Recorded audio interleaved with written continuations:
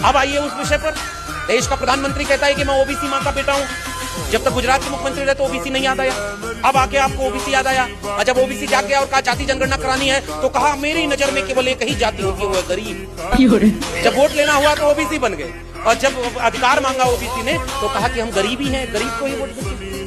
चाहे राष्ट्रपति हो या गांव का प्रधान या सरकारी कर्मचारी 4th क्लास का हो या क्लास 1 का, या मुख्यमंत्री राज्यपाल मंत्री हो या विधायक सांसद हो, सबके बच्चों को या उनको भी बीमार होने पे सरकारी अस्पतालों में उनका इलाज होना चाहिए।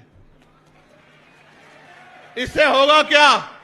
इससे होगा ये कि जब एक बेड पे मंत्री जी का इलाज हो रहा होगा और दूसरे बेड पे गरीब किसान का बेटा का इलाज हो रहा होगा, तो डॉक्टर भी समय पर मिलेगा, दवाइयां भी अस्पताल के अंदर से मिलेंगी, टेस्ट की मशीनें भी सारी वही होंगी, और तो और गरीबों की जेब कटनी बंद हो जाएगी और अच्छा इलाज जो है गरीबों को कम कीमत में मिलेगा।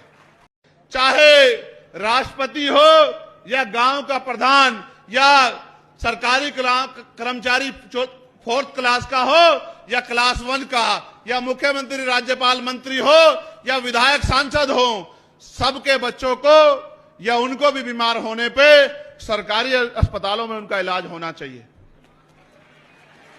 इससे होगा क्या? इससे होगा ये कि जब एक बेड पे मंत्री जी का इलाज हो रहा होगा और दूसरे बेड पे गरीब किसान का बेटा का इलाज हो रहा होगा, तो डॉक्टर भी समय पर मिलेगा, दवाइयां भी अस्पताल के अंदर से मिलेंगी, टेस्ट की मशीनें भी सारी वही होंगी, और तो और गरीबों की जेब कटनी बंद हो जाएगी और अच्छा इलाज जो है गरीबों को कम कीमत में मिलेगा।